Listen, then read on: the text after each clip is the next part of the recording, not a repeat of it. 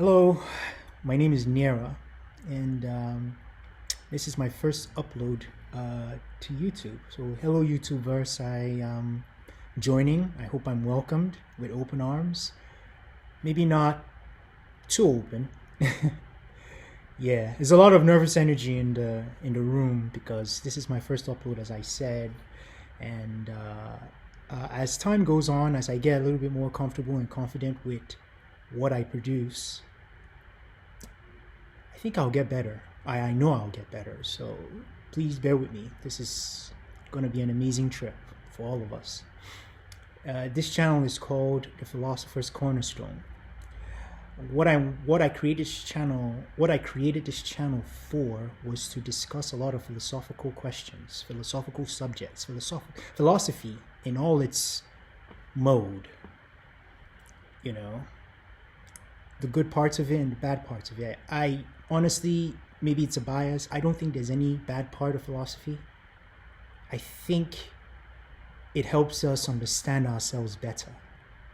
There are aspects in all of us that we don't want to show the world because it's embarrassing, it's not acceptable, it's, a myriad of all kinds of things, all kinds of adjectives, And that's where philosophy comes in. We can have a round table where we discuss these things about ourselves, about our nature, that allows us to better understand humanity.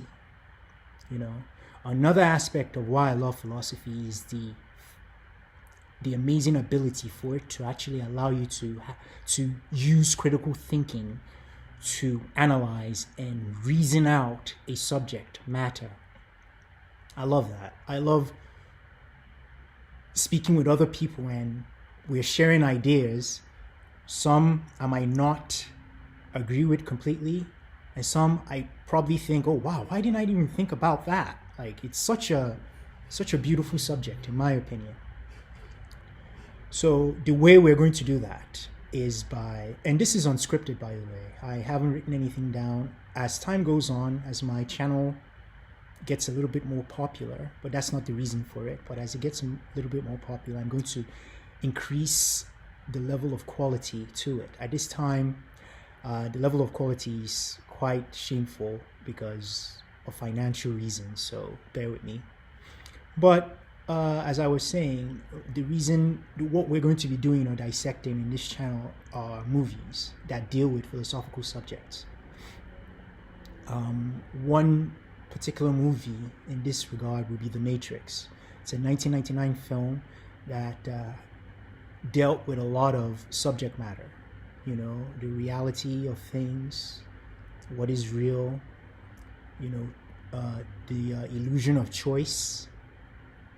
How do you, make a path for yourself and stick on that path? So many questions were raised in this film. Not to mention the excellent acting, the beautiful choreography. I don't think I pronounced that word right. And the visual effects, the groundbreaking visual effects that introduced the world to one word: bullet time.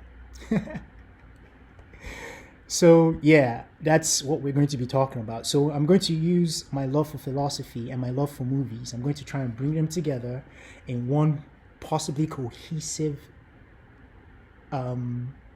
presentation to you so that we can better have conversation. I would love to have conversations with a lot of you about philosophy, about what you think we are in a way. Why do we do the things that we do? Why do we believe the things we believe? And so philosophy gives credence to a lot of subjects. A lot. I'm not going to go over all the subjects, but there are many, and we will go over them. And with the exceptional tool of critical thinking and experience, everyone can do it. I have no background in it. That's not what I studied in college when I was there. But I love philosophy. I've read several books on it that have actually engaged me in a different way as well, And the beautiful thing about this is you can disagree and still continue to converse.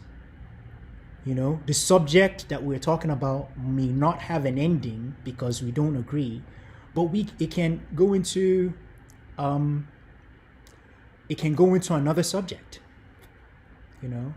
But I don't want this video to take long. We're already 5 minutes in. I introduced myself already, and if no one heard it, my name is Nera, and thank you all for joining. I appreciate it. Nera is just the English translation of what my name is. So yeah, but we're not talking about my name. Let's go into the subject. So I bring up Matrix because one, I love the film. It's one of my favorite films of all time. And two, because it deals with a lot of philosophical subjects. The one particularly is the allegory of choice, and it is presented to us with, physical objects, the red pill and the blue pill. Okay, let's start with the blue pill. The blue pill is not negative. I don't want anyone to take anything from this video as saying that the blue pill is negative or the red pill is very forceful or whatever. That's not what this is about. The blue pill is pretty much just an acceptance of how the world is. I'm going to use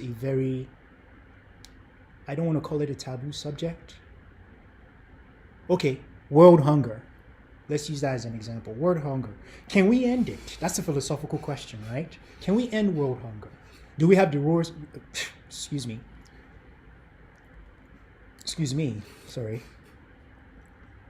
I don't have an editing software, so I apologize for the M's and R's. I apologize for that, but again, it's a financial issue.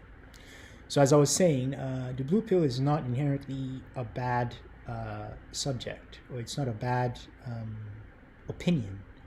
The blue pill is just accepting what you've always been taught, what you think you've always known to be true. It's accepting a life that, to some people might be mundane, and to some people might be very exciting. That's what the blue pill is. It's just acceptance in a very broad, non-critical thinking kind of way, I think. I might be wrong, Whereas the red pill is a little bit more of a champion statement to actually make your path and walk it. It's a conscious choice to say, I'm going to go on this journey to put the end to, say, world hunger, right? If you're red pilled and maybe you don't even have the resources, you can go out there and say, hey, I'm going to end world hunger, and not many people will follow you. That's the beauty of it. You want to change minds to think that, yes, certain things that have permeated and lasted so long in the world, like world hunger, can actually end.